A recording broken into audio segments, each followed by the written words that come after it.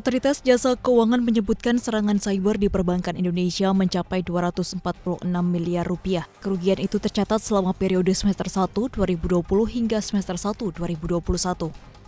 Deputi Komisioner Pengawas Perbankan 1 OJK, Teguh Supangkat menyebutkan terdapat potensi kerugian dari serangan yang sama mencapai 208 miliar rupiah di periode yang sama.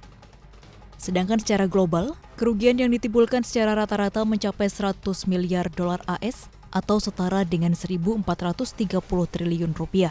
Jumlah serangan ke perbankan global tercatat mencapai 741,4 juta serangan hingga Juli 2021. Naik cukup signifikan dibanding tahun lalu yang mencapai 465,3 juta serangan.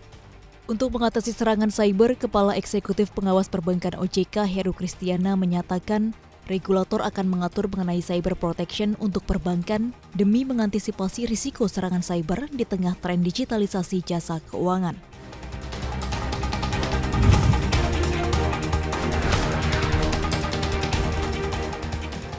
Badan Pengelola Tabungan Perumahan Rakyat meluncurkan kontrak investasi kolektif atau KIK, pemupukan dana Tapera Pasar Uang.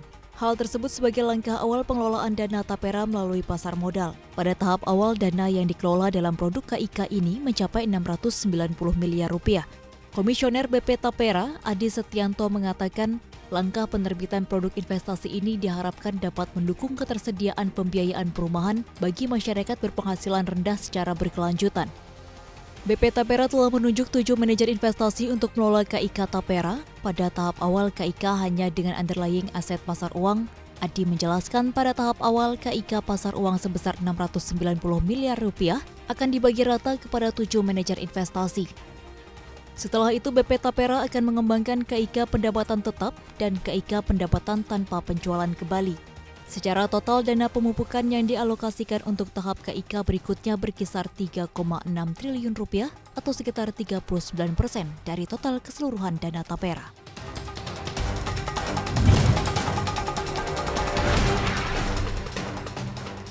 Unit Usaha Menara Telkom Group Daya Mitra Telekomunikasi atau Mitratel membidik dana hingga 24,9 triliun rupiah melalui penawaran umum perdana atau IPO saham di Bursa Efek Indonesia. Manajemen Mitratel mengungkapkan bakal melepas 25,54 miliar saham baru atau setara dengan 29,8% dari total modal disetor.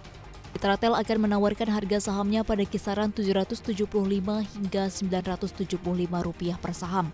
Dengan begitu, total target dana IPO saham Mitratel mencapai 19 hingga 24,9 triliun rupiah dan kepemilikan Telkom di Mitratel akan turun menjadi 70,15% dari sebelumnya 99,99%. BRI Dana Reksa Sekuritas dan Mandiri Sekuritas bertindak sebagai penjamin pelaksana emisi efek. Masa penawaran awal saham Mitratel akan berlangsung pada 26 Oktober hingga 4 November 2021. Sementara perkiraan tanggal pencatatan efek di Bursa Efek Indonesia pada 22 November 2021.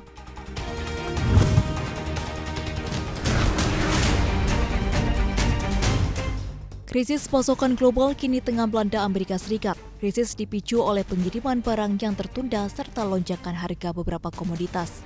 Krisis ini diperkirakan akan terjadi hingga 2022. Menurut ekonom Goldman Sachs, Ronnie Walker, sekitar 77 kapal pengangkut logistik hingga saat ini masih menunggu di luar dermaga di Los Angeles dan Long Beach, California. Kapal-kapal tersebut mengangkut barang senilai 24 miliar dolar AS. Pengiriman peti kemas melalui pelabuhan utama Amerika Serikat kini membutuhkan waktu 3 kali lipat dari biasanya. Pada bulan September, sekitar sepertiga kontainer di pelabuhan Los Angeles dan Long Beach disimpan lebih lama dari 5 hari sebelum dikirim. Pengiriman barang yang tertunda membuat produsen besar hingga toko kelontong mengalami kesulitan.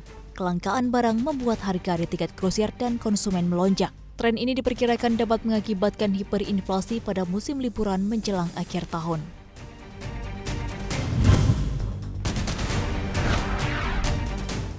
Tesla bergabung ke dalam kelompok emiten berkapitalisasi pasar 1 triliun dolar Amerika seperti raksasa teknologi Apple, Amazon, dan Microsoft pada perdagangan 25 Oktober waktu Amerika Serikat. Seiring adanya kabar bahwa perusahaan rental mobil Hertz memesan 100.000 kendaraan untuk membangun armada kendaraan listriknya di akhir 2022, saham Tesla melesat 12% ke level 1024,86. Dengan laju tersebut, kapitalisasi pasar saham perusahaan besutan Elon Musk itu menyentuh 1 triliun dolar. Dilaporkan Bloomberg, nilai kesepakatan dengan Hertz mencapai 4,2 miliar dolar Amerika Serikat dan merupakan pembelian kendaraan listrik terbesar yang pernah ada.